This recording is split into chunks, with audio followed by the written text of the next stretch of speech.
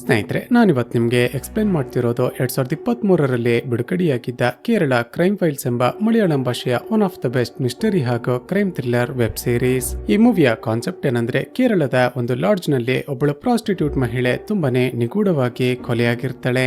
ಈಗ ಈ ಕೇಸನ್ನ ಇನ್ವೆಸ್ಟಿಗೇಷನ್ ಮಾಡೋದಕ್ಕೆ ಪೊಲೀಸ್ ಡಿಪಾರ್ಟ್ಮೆಂಟ್ ಚಿತ್ರದ ಹೀರೋ ಆಗಿರುವ ಸಬ್ ಇನ್ಸ್ಪೆಕ್ಟರ್ ಮನೋಜ್ಗೆ ಈ ಕೇಸನ್ನ ಅಸೈನ್ ಮಾಡುತ್ತೆ. ಕೇಸನ್ನ ಟೇಕಪ್ ಮಾಡಿ ಇನ್ವೆಸ್ಟಿಗೇಷನ್ ಶುರು ಮಾಡಿಕೊಂಡ ಸಬ್ ಇನ್ಸ್ಪೆಕ್ಟರ್ ಮನೋಜ್ಗೆ ಆ ಮಹಿಳೆ ಜೊತೆ ಒಬ್ಬ ವ್ಯಕ್ತಿ ಆ ಲಾಡ್ಜ್ಗೆ ಬಂದಿದ್ದ ಅಂತ ಗೊತ್ತಾಗುತ್ತೆ. ಆದ್ರೆ ರಿಜಿಸ್ಟರ್ ನಲ್ಲಿ ಆ ವ್ಯಕ್ತಿಯ ಅಡ್ರೆಸ್ ಒಂದನ್ನ ಬಿಟ್ರೆ ಮನೋಜ್ಗೆ ಬೇರೆ ಯಾವುದೇ ಇನ್ಫಾರ್ಮೇಶನ್ ಸಿಗೋದಿಲ್ಲ. ಸರಿ, ಸಿಕ್ಕಿರುವ ಅಡ್ರೆಸ್ ಕಾದ್ರೂ ಹೋಗಿ ಚೆಕ್ ಮಾಡೋಣ ಅಂತ ಹೋಗಿ ನೋಡಿದ್ರೆ ಅದು ಕೂಡ ಫೇಕ್ ಅಂತ ಗೊತ್ತಾಗುತ್ತೆ. ಸೊ ಚಿತ್ರದಲ್ಲಿ ಮುಂದೇನಾಯ್ತು, ಸಬ್ ಇನ್ಸ್ಪೆಕ್ಟರ್ ಮನೋಜ್ ತನ್ನ ಟೀಮ್ ನ ಜೊತೆ ಸೇರಿ ಆ ಕಿಲ್ಲರ್ ನನ್ನ ಪತ್ತೆ ಮಾಡೋದಕ್ಕೆ ಸಾಧ್ಯವಾಯ್ತಾ? ಅಷ್ಟಕ್ಕೂ ಆ ಕಿಲ್ಲರ್ ಯಾರು, ಆತ ಯಾಕೆ ಲಾಡ್ಜ್ ನಲ್ಲಿ ಆ ಮಹಿಳೆಯನ್ನ ಕೊಲೆ ಮಾಡ್ದ? ಹಾಗೂ ಸೀರೀಸ್ ಮುಂದುವರಿತಾ ಹೋದ ಹಾಗೆ ರಿವೀಲ್ ಆಗುವ ಒಂದೊಂದೇ ಶಾಕಿಂಗ್ ಟ್ವಿಸ್ಟ್ ಗಳಾದ್ರೂ ಏನೆಂಬುದನ್ನ ಈ ವಿಡಿಯೋದಲ್ಲಿ ನೋಡ್ತಾ ಹೋಗೋಣ. ಚಿತ್ರದ ಮೊದಲ ಸೀನ್ನಲ್ಲಿ ಶರತ್ ಎಂಬ ಒಬ್ಬ ವ್ಯಕ್ತಿ ಕೇರಳದ ಗ್ರ್ಯಾಂಡ್ ಟೂರಿಸ್ಟ್ ಎಂಬ ಒಂದು ಲಾಡ್ಜ್ ನಲ್ಲಿ ಕೆಲಸ ಮಾಡ್ತಿರೋದನ್ನ ನೋಡ್ತೀವಿ. ಸ್ವಲ್ಪ ಹೊತ್ತು ನಿದ್ದೆ ಮಾಡಿ ಫೇಸ್ ವಾಶ್ ಮಾಡೋದಕ್ಕೆ ಅಂತ ಹೋದಾಗ ನಲ್ಲಿಯಲ್ಲಿ ನೀರು ಬರ್ತಿರೋದಿಲ್ಲ. ಮೋಸ್ಟ್ಲಿ ಟ್ಯಾಂಕ್ ನಲ್ಲಿ ನೀರು ಖಾಲಿಯಾಗಿರ್ಬೇಕು ಅಂತ ತಕ್ಷಣ ಹೋಗಿ ಮೋಟರ್ ಅನ್ನ ಆನ್ ಮಾಡ್ತಾನೆ. ಟ್ಯಾಂಕ್ ಫುಲ್ ಆದ ನಂತರ ಮೋಟರ್ ಅನ್ನ ಆಫ್ ಮಾಡಿ ಅಲ್ಲೇ ಪಕ್ಕದಲ್ಲಿದ್ದ ಟೀ ಅಂಗಡಿಗೆ ಟೀ ಕುಡಿಯೋದಕ್ಕೆ ಅಂತ ಹೋಗ್ತಾನೆ. ಹೀಗೆ ಲಾಡ್ಜ್ಗೆ ವಾಪಸ್ ಬಂದು ನೋಡಿದ್ರೆ ಈಗಲೂ ಕೂಡ ನಲ್ಲಿಯಲ್ಲಿ ನೀರು ಬರ್ತಾನೆ ಇರೋದಿಲ್ಲ. ಮೋಸ್ಟ್ಲಿ ಲಾಡ್ಜ್ ನ ಯಾವುದಾದ್ರೂ ರೂಮ್ ನ ಒಳಗಡೆ ನಲ್ಲಿ ಲೀಕೇಜ್ ಆಗ್ತಿರ್ಬೋದು ಅಂತ ಚೆಕ್ ಮಾಡೋದಕ್ಕೆ ಮೇಲಿನ ಫ್ಲೋರ್ ಗೆ ಹೋಗ್ತಾನೆ. ನೋಡಿದ್ರೆ ಒಂದು ರೂಮ್ ನಿಂದ ನೀರು ಲೀಕೇಜ್ ಆಗ್ತಿರೋದನ್ನ ನೋಡಿ ತಕ್ಷಣ ಹೋಗಿ ಬಾಗಿಲನ್ನ ಬಡಿತಾನೆ. ಆದ್ರೆ ಬಾಗಿಲನ್ನ ಯಾರು ಕೂಡ ಓಪನ್ ಮಾಡೋದಿಲ್ಲ. ಅನುಮಾನ ಬಂದು ಕಿಟಕಿಯನ್ನ ಓಪನ್ ಮಾಡಿ ನೋಡಿದ್ರೆ ಶಾಕಿಂಗ್ಲಿ ಆ ರೂಮ್ ನ ಒಳಗಡೆ ಇದ್ದ ವಾಶ್ರೂಮ್ ನಲ್ಲಿ ಒಬ್ಬಳು ಮಹಿಳೆಯ ಡೆಡ್ ಬಾಡಿ ಬಿದ್ದಿರುತ್ತೆ. ಈಗ ಈ ವಿಷಯ ಗೊತ್ತಾಗ್ತಿದ್ದ ಹಾಗೆ SP ಆಗಿರುವ ಕುರಿಯನ್ ತಕ್ಷಣವೇ ಚಿತ್ರದ ಹೀರೋ ಸಬ್ ಇನ್ಸ್ಪೆಕ್ಟರ್ ಮನೋಜ್ಗೆ ಕಾಲ್ ಮಾಡಿ ಸ್ಪಾಟ್ಗೆ ಬರೋದಕ್ಕೆ ಹೇಳ್ತಾರೆ. ಸ್ನೇಹಿತರೆ, ಈಗ ಮನೋಜ್ ಹಾಗೂ ಅವನ ಹೆಂಡತಿಯ ಮಾತುಗಳಿಂದ ನಮಗೆ ಗೊತ್ತಾಗೋದೇನಂದ್ರೆ ಇವರಿಬ್ಬರಿಗೆ ಕೇವಲ 3 ವಾರಗಳ ಹಿಂದೆ ತಾನೇ ಮದುವೆ ಆಗಿರುತ್ತೆ. ಇಷ್ಟರಲ್ಲೇ ಮನೋಜ್ ಡ್ಯೂಟಿಗೆ ರಜಾ ಹಾಕಿ ಹನಿಮೂನ್ಗೆ ಹೋಗ್ಬೇಕು ಅಂತ ಪ್ಲಾನ್ ಮಾಡ್ತಿರ್ತಾನೆ. ಆದ್ರೆ ಅಷ್ಟರಲ್ಲೇ ಈ ಕೇಸನ್ನ ಅಸೈನ್ ಮಾಡ್ತಾರೆ. ತಕ್ಷಣ ಲಾಡ್ಜ್ಗೆ ಹೋಗಿ ಡೆಡ್ ಬಾಡಿಯನ್ನ ಚೆಕ್ ಮಾಡಿದಾಗ ಆ ಮಹಿಳೆಯ ಸೀರೆಯಿಂದಲೇ ಆಕೆ ಕತ್ತನ್ನ ಹಿಸುಕಿ ಕೊಲೆ ಮಾಡಲಾಗಿದೆ ಅಂತ ಗೊತ್ತಾಗುತ್ತೆ. ನಂತರ ಆ ಮಹಿಳೆಯ ಬ್ಯಾಗ್ ಅನ್ನ ಚೆಕ್ ಮಾಡ್ತಿದ್ದ ಹಾಗೇನೆ ಕುರಿಯನ್ ಹಾಗೂ ಮನೋಜ್ಗೆ ಕನ್ಫರ್ಮ್ ಆಗುತ್ತೆ ಈಕೆ ಒಬ್ಬಳು ಪ್ರಾಸ್ಟಿಟ್ಯೂಟ್ ಅಂತ. ಈಗ ಕುರಿಯನ್ ಹಾಗೂ ಮನೋಜ್ ಆಕೆ ಡೆಡ್ ಬಾಡಿಯನ್ನ ಮೊದಲಿಗೆ ನೋಡಿದ್ದ ಶರತ್ ನನ್ನ ಎನ್ಕ್ವೈರಿ ಮಾಡೋದಕ್ಕೆ ಶುರು ಮಾಡ್ತಾರೆ. ಶರತ್ ನಡೆದದ್ದನ್ನೆಲ್ಲ ಎಕ್ಸ್ಪ್ಲೇನ್ ಮಾಡಿ, ಸರ್, ಆ ಮಹಿಳೆ ಜೊತೆ ನಿನ್ನೆ ಒಬ್ಬ ವ್ಯಕ್ತಿ ಲಾಡ್ಜ್ಗೆ ಬಂದಿದ್ದ. ಇಬ್ಬರು ರೂಮ್ ಅನ್ನ ಬುಕ್ ಮಾಡಿ ಒಳಗಡೆ ಹೋದ ನಂತರ ಆ ವ್ಯಕ್ತಿ ಮಾತ್ರ 2-3 ಸಾರಿ ಕೆಳಗಡೆ ಬಂದಿದ್ದ. ರಿಜಿಸ್ಟರ್ ಅನ್ನ ಚೆಕ್ ಮಾಡಿದಾಗ ಆ ಮಹಿಳೆ ಜೊತೆ ಬಂದಿದ್ದ ವ್ಯಕ್ತಿ ಹೆಸರು ಸೀಜು ಹಾಗೂ ಅವನ ಊರು ಪರಿಯಲ್ ವೀಡು ಅಂತ ಬರೆದಿರುತ್ತೆ. ಈಗ ಕುರಿಯನ್ ಮನೋಜ್ಗೆ ತಕ್ಷಣ ಇಬ್ಬರು ಪೊಲೀಸರನ್ನ ಅಡ್ರೆಸ್ಗೆ ಕಳುಹಿಸಿ ಆ ಶೀಜುನನ್ನ ಅರೆಸ್ಟ್ ಮಾಡ್ಕೊಂಡು ಬರೋದಕ್ಕೆ ಹೇಳ್ತಾರೆ. ಈಗ ಕಾನ್ಸ್ಟೇಬಲ್ ಗಳು ಅಡ್ರೆಸ್ಗೆ ಹೋಗಿ ಚೆಕ್ ಮಾಡಿದ್ರೆ ಶೀಜು ಎಂಬ ವ್ಯಕ್ತಿ ಅಲ್ಲಿ ವಾಸ ಮಾಡ್ತಿದ್ದೇನೋ ನಿಜಾನೇ, ಆದ್ರೆ ಹಲವು ವರ್ಷಗಳ ಹಿಂದೆನೆ ಆತ ಸತ್ತೋಗಿದ್ದಾನೆ ಅಂತ ಗೊತ್ತಾಗುತ್ತೆ. ಈ ಕಡೆ ಮನೋಜ್ ಸುತ್ತಮುತ್ತ ವಿಚಾರಿಸಿದಾಗ ಕೊಲೆಯಾಗಿರುವ ಆ ಮಹಿಳೆ ಹೆಸರು ಸ್ವಪ್ನ ಹಾಗೂ ಆಕೆಯೊಬ್ಬಳು ಪ್ರಾಸ್ಟಿಟ್ಯೂಟ್ ಅಂತ ಕನ್ಫರ್ಮ್ ಆಗುತ್ತೆ. ಹಾಗೂ ಸ್ವಪ್ನ ಲತಿಕಾ ಎಂಬ ಮತ್ತೊಬ್ಬಳು ಪ್ರಾಸ್ಟಿಟ್ಯೂಟ್ ನ ಗ್ರೂಪ್ ನಲ್ಲಿ ಕೆಲಸ ಮಾಡ್ತಿದ್ಲು ಅಂತ ಗೊತ್ತಾಗಿ ಅಲ್ಲಿಗೆ ಹೋಗ್ತಾರೆ. ಆದ್ರೆ ಆ ಸಮಯದಲ್ಲಿ ಲತಿಕಾ ಮನೆಯಲ್ಲಿ ಇರೋದಿಲ್ಲ, ಅವಳ ಮಗಳು ಇರ್ತಾಳೆ. ಈ ಕಡೆ ಪೊಲೀಸರು ಹುಡುಕ್ತಿರುವ ಲತಿಕಾಳನ್ನ ಒಬ್ಬ ವ್ಯಕ್ತಿ ಬೆಡ್ಗೆ ಕಟ್ಟಿ ಹಾಕಿ ತುಂಬಾನೇ ಟಾರ್ಚರ್ ಮಾಡ್ತಾ ಇಂಟಿಮೇಟ್ ಆಗ್ತಿರ್ತಾನೆ. ಲತಿಕಾ ನನ್ನನ್ನ ಬಿಟ್ಟು ಬಿಡು ಅಂತ ಕೂಗಾಡ್ತಿರುವಾಗ್ಲೇ ಆಕೆಯನ್ನ ಕಟ್ಟಿ ಹಾಕಿರುವ ಆ ವ್ಯಕ್ತಿ ಶೀಜು ಅಂತ ಗೊತ್ತಾಗುತ್ತೆ. ಆದ್ರೆ ಆ ಶೀಜುನ ಮುಖವನ್ನ ನಮಗೆ ಈಗ ತೋರಿಸೋದಿಲ್ಲ. ಇಲ್ಲಿಗೆ ಸೀನ್ ಕಟ್ಟಾಗಿ ಮರುದಿನ ಬೆಳಿಗ್ಗೆ ಮನೋಜ್ ಮತ್ತೆ ಲಾಡ್ಜ್ಗೆ ಹೋಗಿ ಲಾಡ್ಜ್ ನಲ್ಲಿ ಸ್ಟೇ ಮಾಡಿರುವ ಬೇರೆ ಕಸ್ಟಮರ್ ಗಳನ್ನ ವಿಚಾರಿಸ್ತಾರೆ. ಎಲ್ಲರೂ ಸ್ವಪ್ನಾಳನ್ನ ನೋಡಿರ್ತಾರೆ, ಆದ್ರೆ ಅವಳ ಜೊತೆ ಬಂದಿದ್ದ ಆ ವ್ಯಕ್ತಿಯ ಮುಖವನ್ನ ಸರಿಯಾಗಿ ನೋಡಿರೋದಿಲ್ಲ. ಸ್ನೇಹಿತರೆ, ಅಂದ ಹಾಗೆ ಇದು 2011ರಲ್ಲಿ ನಡೀತಿದ್ದ ಕಥೆಯಾಗಿದ್ದ ಕಾರಣ ಭಾರತದಲ್ಲಿ ಆಗ ಹೆಚ್ಚಾಗಿ ಯಾರು ಕೂಡ CCTV ಕ್ಯಾಮ್ರಾಗಳನ್ನ ಯೂಸ್ ಮಾಡ್ತಿರೋದಿಲ್ಲ. ಈಗ ಕಾನ್ಸ್ಟೇಬಲ್ ಪ್ರದೀಪ್ಗೆ ಹಾಗೂ ಮನೋಜ್ಗೆ ಒಂದು ವೇಳೆ ರಿಸೆಪ್ಷನಿಸ್ಟ್ ಆಗಿರುವ ಶರತ್ ಕೊಲೆ ಮಾಡಿರ್ಬೋದು ಅಂತ ಅನುಮಾನ ಬಂದು ಮತ್ತೆ ಅವನನ್ನ ಸ್ಟೇಷನ್ಗೆ ಕರೆಸ್ತಾರೆ. ಶರತ್ಗೆ ಹೆದರಿಸಿ ಲಾಡ್ಜ್ ನಲ್ಲಿ ಏನಾಯ್ತು ಅಂತ ಮತ್ತೊಮ್ಮೆ ಸರಿಯಾಗಿ ನೆನಪು ಮಾಡಿಕೊಂಡು ಮೊದಲಿನಿಂದ ಎಕ್ಸ್ಪ್ಲೇನ್ ಮಾಡು. ಸ್ವಪ್ನ ಜೊತೆ ಬಂದಿದ್ದ ಅಶೀಜು ಎಂಬ ವ್ಯಕ್ತಿಯನ್ನ ನಿನ್ನನ್ನ ಬಿಟ್ರೆ ಲಾಡ್ಜ್ ನಲ್ಲಿ ಬೇರೆ ಯಾರು ಕೂಡ ನೋಡೇ ಇಲ್ಲ. ಅದಕ್ಕೆ ಶರತ್ ಹೇಳ್ತಾನೆ, ಸರ್, ಆ ವ್ಯಕ್ತಿಯ ಮುಖ ನನ್ಗೆ ಸರಿಯಾಗಿ ನೆನಪಿದೆ, ಯಾಕಂದ್ರೆ ಅವನ ಒಂದು ಕಣ್ಣು ಮೆಳ್ಳಗಣ್ಣಾಗಿತ್ತು. ಆತ ಕಪ್ಪು ಬಣ್ಣದ ಶರ್ಟ್ ಶರ್ಟ್ ಹಾಗೂ ಬಿಳಿ ಬಣ್ಣದ ಪಂಚೆಯನ್ನ ಧರಿಸಿದ್ದ ಹಾಗೂ ಆತ ಸ್ವಪ್ನ ಜೊತೆ ಲಾಡ್ಜ್ಗೆ ಬರೋದಕ್ಕೂ ಮುಂಚೆ ಕಾಲ್ ಮಾಡಿ ರೂಮ್ಗಳು ಖಾಲಿದ್ಯಾ ಅಂತ ವಿಚಾರಿಸಿದ್ದ. ಈ ಕಡೆ ಲತಿಕಾ ಎಂಬ ಮತ್ತೊಬ್ಳು ಪ್ರಾಸ್ಟಿಟ್ಯೂಟ್ಲನ್ನ ನೋಡಿದ್ವಿ ಅಲ್ವಾ. ಆಕೆ ಶೀಜು ಎಂಬ ಆ ವ್ಯಕ್ತಿ ತುಂಬಾನೇ ಟಾರ್ಚರ್ ಮಾಡಿ ಇಂಟಿಮೇಟ್ ಆಗಿದ್ದ ಕಾರಣ ತನ್ನ ಮೈ ಮೇಲೆ ಹಾಕಿದ್ದ ಗಾಯಗಳಿಗೆ ಔಷಧಿಯನ್ನ ಹಾಕಿಸಿಕೊಳ್ತಿರ್ತಾಳೆ. ತಕ್ಷಣ ಮನೋಜ್ ಶೀಜು ಕಾಲ್ ಮಾಡಿದ್ದ ಅವನ ಕಾಲ್ ಹಿಸ್ಟರಿ ಹಾಗೂ ಅವನ ನಂಬರ್ ನ ಡೀಟೇಲ್ಸ್ ಗಳನ್ನ ಚೆಕ್ ಮಾಡಿಸ್ತಾನೆ. ನಂತರ ಶೀಜು ಕಾಲ್ ಮಾಡಿದ ಆ ಜಾಗಕ್ಕೆ ಹೋಗಿ ನೋಡಿದ್ರೆ ಅದೊಂದು ಕಾಯಿನ್ ಬಾಕ್ಸ್ ಅಂತ ಗೊತ್ತಾಗುತ್ತೆ. ಈಗ ಏನ್ ಮಾಡೋದು ಅಂತ ಮನೋಜ್ ಯೋಚನೆ ಮಾಡ್ತಿರುವಾಗ ದೂರದ ಸಿಗ್ನಲ್ ನಲ್ಲಿ ಪೊಲೀಸರೇ ಸರ್ವೈಲೆನ್ಸ್ ಗೆ ಅಂತ ಒಂದು ಸಿಸಿಟಿವಿ ಕ್ಯಾಮ್ರಾವನ್ನ ಫಿಕ್ಸ್ ಮಾಡಿದ್ದಾರೆ ಅಂತ ಗೊತ್ತಾಗುತ್ತೆ. ತಕ್ಷಣ ಕಂಟ್ರೋಲ್ ರೂಮ್ ಗೆ ಹೋಗಿ ಅದ್ರಲ್ಲೇನಾದ್ರೂ ಆ ಶೀಜು ಹಾಗೂ ಸ್ವಪ್ನ ರೆಕಾರ್ಡ್ ಆಗಿರ್ಬೋದಾ ಅಂತ ಚೆಕ್ ಮಾಡಿಸ್ತಾನೆ. ಅದರಲ್ಲಿ ಶೀಜು ಹಾಗೂ ಸ್ವಪ್ನ ರೆಕಾರ್ಡ್ ಆಗಿರ್ತಾರೆ. ಆದ್ರೆ ಶೀಜು ತನ್ನ ಮುಖವನ್ನ ಕವರ್ ಮಾಡಿಕೊಂಡಿರ್ತಾನೆ. ಎಲ್ಲಿಗೆ ಸೀನ್ ಕಟ್ ಆಗಿ ಮರುದಿನ ಬೆಳಿಗ್ಗೆ ಕುರಿಯನ್ ಮನೋಜ್ ನನ್ನ ಕರೆದು ಒಂದು ಐಡಿಯಾ ಕೊಡ್ತಾರೆ. ಮನೋಜ್, ನನ್ನ ಪ್ರಕಾರ ಆ ಶೀಜು ಕೇವಲ ಸ್ವಪ್ನ ಜೊತೆ ಮಾತ್ರ ಲಾಡ್ಜ್ಗೆ ಹೋಗಿರೋದಿಲ್ಲ, ಆತ ಖಂಡಿತ ಬೇರೆ ಪ್ರಾಸ್ಟಿಟ್ಯೂಟ್ ಗಳ ಜೊತೆ ಕೂಡ ಲಾಡ್ಜ್ಗೆ ಹೋಗಿರ್ತಾನೆ.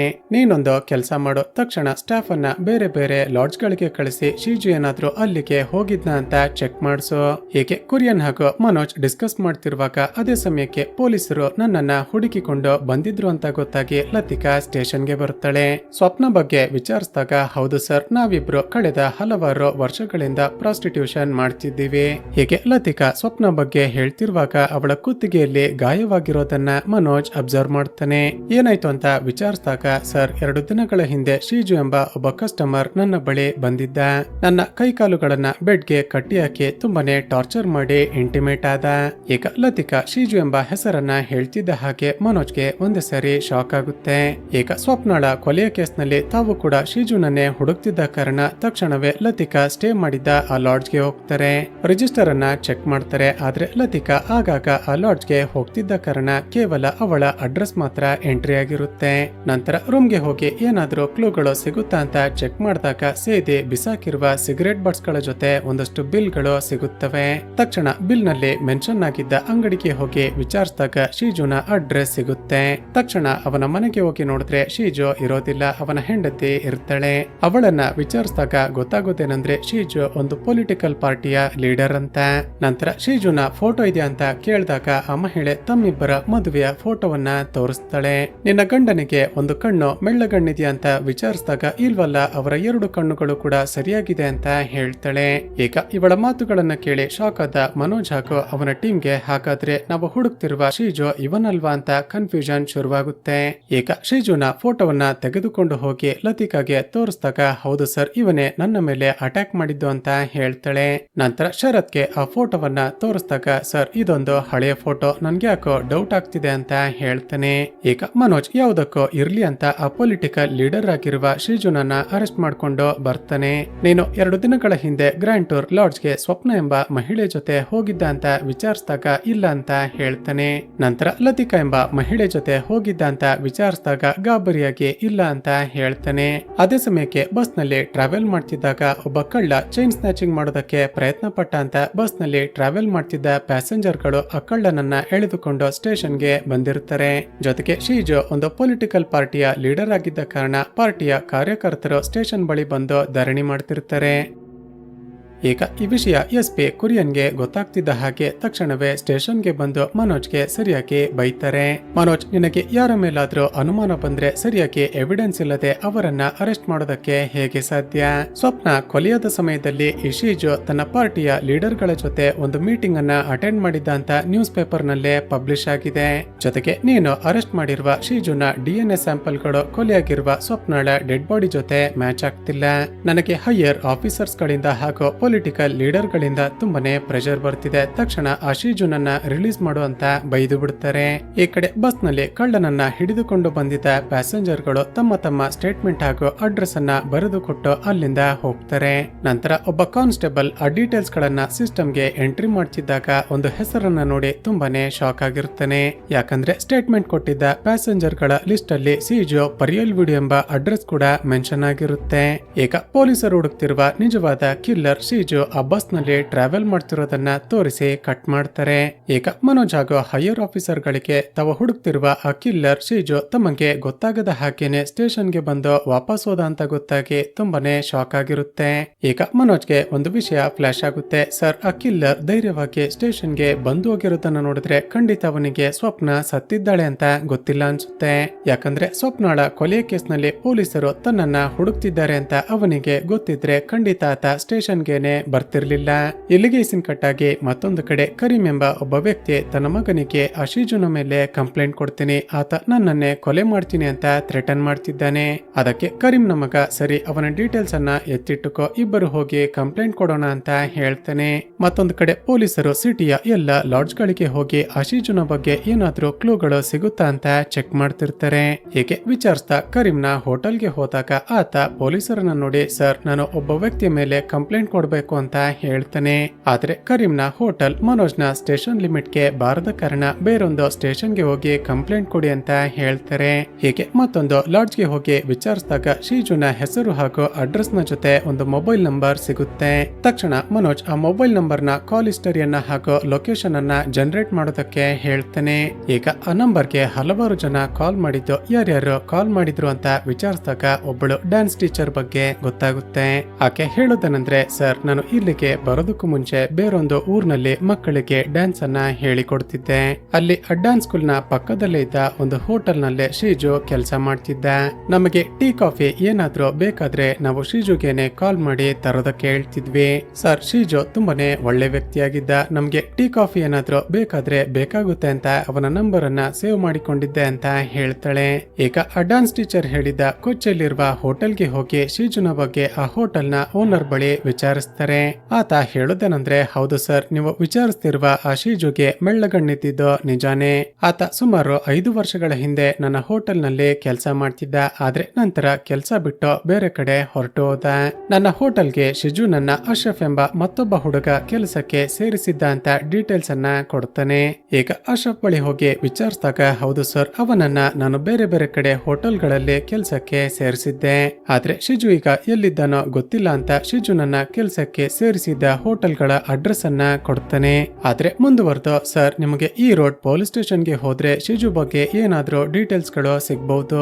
ಯಾಕಂದ್ರೆ ಒಂದು ಸಾರಿ ಗಲಾಟೆ ಆದಾಗ ಶಿಜು ಹಾಗೂ ನಾನು ಹೋಗಿ ಆ ಪೊಲೀಸ್ ಸ್ಟೇಷನ್ ನಲ್ಲಿ ಸ್ಟೇಟ್ಮೆಂಟ್ ಅನ್ನ ಕೊಟ್ಟಿದ್ವಿ ಅಂತ ಹೇಳ್ತಾನೆ. ತಕ್ಷಣ ಆ ಪೊಲೀಸ್ ಸ್ಟೇಷನ್ಗೆ ಹೋಗಿ ಆ ಕೇಸ್ ಫೈಲ್ ಅನ್ನ ಚೆಕ್ ಮಾಡ್ತಾರೆ. ಆದ್ರೆ ಇಲ್ಲೂ ಕೂಡ ಆ ಶಿಜು ತನ್ನ ಅಡ್ರೆಸ್ ಅನ್ನ ಪರಿಯಲ್ ವೀಡು ಅಂತ ಮಾತ್ರನೇ ಮೆನ್ಷನ್ ಮಾಡಿರ್ತಾನೆ. ಮತ್ತೊಂದು ಕಡೆ ವಯಸ್ಸಾಗಿರುವ ಆ ಕರೀಂ ಎಂಬ ವ್ಯಕ್ತಿ ಪೊಲೀಸ್ ಸ್ಟೇಷನ್ಗೆ ಹೋಗಿ ಶಿಜು ಮೇಲೆ ಕಂಪ್ಲೇಂಟ್ ಕೊಡ್ತಾನೆ. ಈಗ ಕರೀಂ ಕೊಟ್ಟಿದ್ದ ಕಂಪ್ಲೇಂಟ್ ಅನ್ನ ಚೆಕ್ ಮಾಡಿದಾಗ ಆ ಶಿಜುನ ನಿಜವಾದ ಅಡ್ರೆಸ್ ತಿರುವನಂತಪುರಂ ಅಂತ ಗೊತ್ತಾಗುತ್ತೆ.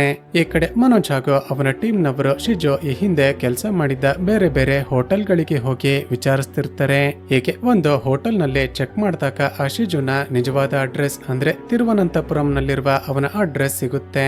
ಈಗ ಮನೋಜ್ ತಕ್ಷಣವೇ ಕುರಿಯನ್ಗೆ ಈ ವಿಷಯವನ್ನ ಇನ್ಫಾರ್ಮ್ ಮಾಡಿ ತನ್ನ ಟೀಮ್ ಅನ್ನ ಕರೆದುಕೊಂಡು ಆ ಶಿಜುನನ್ನ ಅರೆಸ್ಟ್ ಮಾಡೋದಕ್ಕೆ ತಿರುವನಂತಪುರಂನ ಅಡ್ರೆಸ್ಗೆ ಹೋಗ್ತಾನೆ.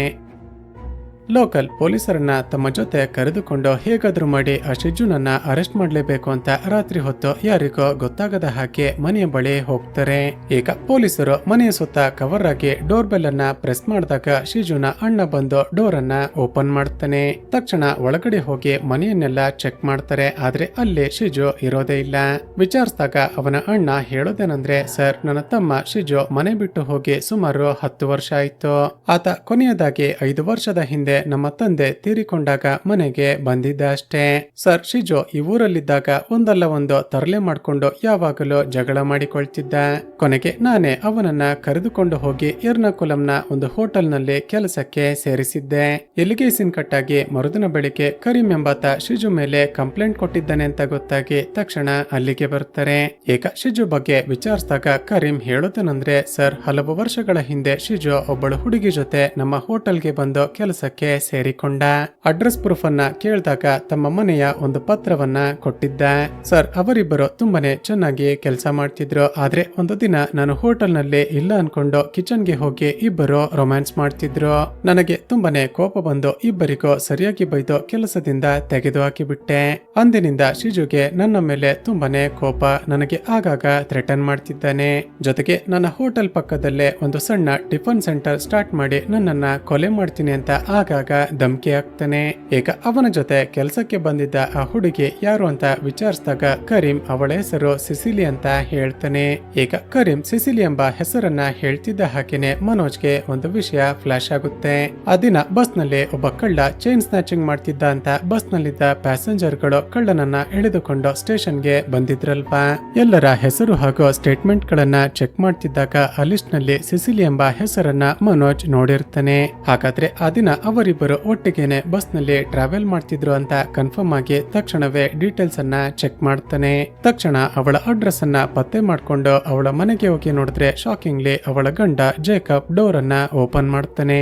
ಈಗ ಸಿಸಿಲಿಯನ್ನ ಎನ್ಕ್ವೈರಿ ಮಾಡಿದಾಗ ಗೊತ್ತಾಗೋದೇನಂದ್ರೆ ಕಳೆದ ಕೆಲವು ದಿನಗಳಿಂದ ಶಿಜು ಹಾಗೂ ಇವಳ ಮಧ್ಯ ಇಲ್ಲಿಗಲ್ ಅಫೇರ್ ನಡೀತಿದೆ. ಆಗಾಗ ಇಬ್ಬರು ಮೀಟ್ ಮಾಡೋದಕ್ಕೆ ಅಂತ ಹತ್ತಿರದ ಸಿಟಿಗೆ ಬಸ್ ನಲ್ಲಿ ಹೋಗ್ತಿರ್ತಾರೆ. 4 ದಿನಗಳ ಹಿಂದೆ ಕೂಡ ಇದೇ ರೀತಿ ಬಸ್ ನಲ್ಲಿ ಹೋಗ್ತಿರುವಾಗ್ಲೇ ಆ ಕಳ್ಳ ಸಿಕ್ಕು ಎಲ್ಲರೂ ಸ್ಟೇಷನ್ಗೆ ಹೋಗಿರ್ತಾರೆ. ಈಗ ಸಿಸಿಲಿಗೆ ತನ್ನ ಗಂಡ ಜೇಕಬ್ ಜೊತೆ ಸಂಸಾರ ಮಾಡೋದಕ್ಕೆ ಇಷ್ಟವಿಲ್ಲದೆ ಶಿಜು ಹಾಗೂ ಈಕೆ ಎಲ್ಲಾದ್ರೂ ಓಡಿ ಹೋಗ್ಬೇಕು ಅಂತ ಪ್ಲಾನ್ ಮಾಡ್ತಿರ್ತಾರೆ. ಈಗ ಶಿಜು ಅಂಗಮಲಿ ಎಂಬ ಒಂದು ಊರಲ್ಲಿ ಒಂದು ಸಣ್ಣ ಕ್ಯಾಂಟೀನ್ ನಲ್ಲಿ ಕೆಲಸ ಮಾಡ್ತಿದ್ದಾನೆ ಅಂತ ಗೊತ್ತಾಗಿ ತಕ್ಷಣ ಅಲ್ಲಿಗೆ ಬರ್ತಾರೆ. ವಿಚಾರಿಸಿದಾಗ ಶಿಜು ಕಳೆದ ಕೆಲವು ತಿಂಗಳಿನಿಂದ ಒಂದು ಲಾಡ್ಜ್ ನಲ್ಲಿ ಸ್ಟೇ ಮಾಡ್ತಿದ್ದಾನೆ ಅಂತ ಗೊತ್ತಾಗುತ್ತೆ. ಅಲ್ಲೂ ಕೂಡ ಶಿಜು ಕೇವಲ ಶಿಜು ಪರಿಯಲ್ ವೀಡು ಅಂತ ಫೇಕ್ ಅಡ್ರೆಸ್ ಅನ್ನೇ ಮೆನ್ಷನ್ ಮಾಡಿರ್ತಾನೆ. ಈಗ ಲಾಡ್ಜ್ ನ ರಿಸೆಪ್ಷನಿಸ್ಟ್ ಗೆ ಶಿಜುನ ನಂಬರ್ ಹಾಗೂ ಆತ ಯಾವ ಕ್ಯಾಂಟೀನ್ ನಲ್ಲಿ ಕೆಲಸ ಮಾಡ್ತಿದ್ದಾನೆ ಅಂತ ಗೊತ್ತಿರುತ್ತೆ. ನೋಡಿದ್ರೆ ಆ ಶಿಜು ಸೇಫ್ ಆಗಿರೋದಕ್ಕೆ ಒಂದು ಪೊಲೀಸ್ ಕ್ಯಾಂಟೀನ್ ನಲ್ಲೇ ಕೆಲಸ ಮಾಡ್ತಿರ್ತಾನೆ. ಯಾರಿಗೋ ಅನುಮಾನ ಬರಬಾರ್ದು ಅಂತ ಎಲ್ಲರೂ ಟೀ ಆರ್ಡರ್ ಮಾಡಿದಾಗ ಫೈನಲಿ ಆ ಸೈಕೋಪಾತ್ ಶಿಜು ಇವರ ಮುಂದೆ ಬರ್ತಾನೆ. ಈಗ 100% ಇವನೇ ಶಿಜು ಅಂತ ಕನ್ಫರ್ಮ್ ಆಗ್ತಿದ್ದ ಹಾಗೆ ಮನೋಜ್ ಹಾಗೂ ಅವನ ಟೀಮ್ ನವರು ಅರೆಸ್ಟ್ ಮಾಡ್ಕೊಂಡು ಸ್ವಪ್ನ ಕೊಲೆಯಾಗಿದ್ದ ಲಾಡ್ಜ್ ಗೆ ಎಳೆದುಕೊಂಡು ಬರ್ತಾರೆ. ಈಗ ಆ ದಿನ ಏನಾಯ್ತು ಅಂತ ವಿಚಾರಿಸಿದಾಗ ಶಿಜು ಒಂದು ಫ್ಲಾಶ್ ಬ್ಯಾಕ್ ಹೇಳೋದಕ್ಕೆ ಶುರು ಮಾಡ್ತಾನೆ. ಸ್ನೇಹಿತರೆ, ಮೊದಲೇ ಹೇಳಿದ ಹಾಗೆ ವಿಚಿತ್ರ ಕ್ಯಾರೆಕ್ಟರ್ ನ ವ್ಯಕ್ತಿಯಾಗಿದ್ದ ಈ ಶಿಜು ಆಗಾಗ ಬೇರೆ ಬೇರೆ ಪ್ರಾಸ್ಟಿಟ್ಯೂಟ್ ಗಳ ಜೊತೆ ಇಂಟಿಮೇಟ್ ಆಗ್ತಾ ಸಿಟಿಯ ಬೇರೆ ಬೇರೆ ಲಾಡ್ಜ್ ಗಳಿಗೆ ಹೋಗ್ತಿರ್ತಾನೆ. ಆ ದಿನ ಸ್ವಪ್ನಾಳನ್ನ ಪಿಕಪ್ ಮಾಡ್ಕೊಂಡು ಇಲ್ಲಿಗೆ ಬಂದು ಇನ್ನೇನೋ ಇಂಟಿಮೇಟ್ ಆಗ್ಬೇಕು ಅನ್ನುವಾಗ ಸ್ವಪ್ನ ನನಗೊಂದು ಬಿಯರ್ ಬೇಕು ಅಂತ ಹೇಳ್ತಾಳೆ. ಸರಿ ಅಂತ ಶಿಜು ಅವಳಿಗೊಂದು ಬಿಯರ್ ಬಾಟಲಿಯನ್ನ ತಂದು ಕೊಡ್ತಾನೆ. ಹೀಗೆ ಅದನ್ನ ಕುಡಿತಾ ಕುಡಿತಾ ಟೈಟ್ ಆದ ಸ್ವಪ್ನ ನನಗೊಂದು ಬಿರಿಯಾನಿ ಬೇಕು ಅಂತ ಕೇಳ್ತಾಳೆ. ಸರಿ ಅಂತ ಶಿಜು ಕೆಳಗಡೆ ಹೋಗಿ ಬಿರಿಯಾನಿ ಕೂಡ ತಂದು ಕೊಡ್ತಾನೆ. ಹೀಗೆ ಟೈಟ್ ಆಗಿದ್ದ ಸ್ವಪ್ನ ಕ್ಯಾಶುವಲ್ ಆಗಿ ಮಾತನಾಡ್ತಾ ನಿನ್ಗೆ ಮದ್ವೆ ಆಗಿದ್ಯಾ, ಯಾರನ್ನಾದ್ರೂ ಇಷ್ಟಪಡ್ತಿದ್ಯಾ ಅಂತ ವಿಚಾರಿಸ್ತಾಳೆ. ಹೌದು ಅಂತ ಶಿಜು ತಾನು ಅಫೇರ್ ಇಟ್ಟುಕೊಂಡಿರುವ ಸಿಸಿಲಿ ಬಗ್ಗೆ ಹೇಳ್ತಾನೆ.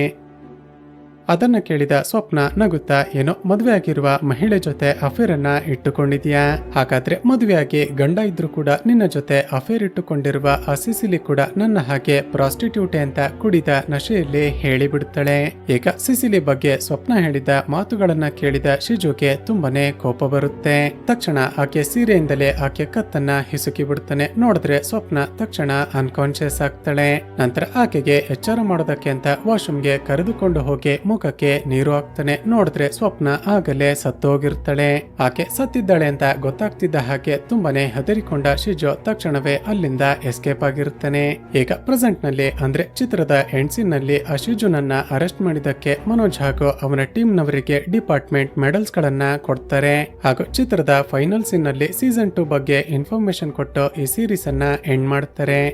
ಸ್ನೇಹಿತರೆ, ಈ ಸೀರೀಸ್ ನ ಸೀಸನ್ 2 ಕೂಡ ಕಳೆದ ವರ್ಷ ಬಿಡುಗಡೆಯಾಗಿದ್ದು ಅದನ್ನ ಕೂಡ ಎಕ್ಸ್ಪ್ಲೇನ್ ಮಾಡ್ಬೇಕಾ ಅಂತ ಕೆಳಗಡೆ ಕಮೆಂಟ್ ಮಾಡಿ. ಹಾಗೂ ಇದೇ ರೀತಿಯ ಮತ್ತಷ್ಟು ವಿಡಿಯೋಸ್ಗಾಗಿ ಈ ಚಾನೆಲ್ ಅನ್ನ ಸಬ್ಸ್ಕ್ರೈಬ್ ಮಾಡಿಕೊಂಡು ಪಕ್ಕದಲ್ಲೇ ಇರುವ ಬೆಲ್ ಐಕಾನ್ ಅನ್ನ ಪ್ರೆಸ್ ಮಾಡಿ.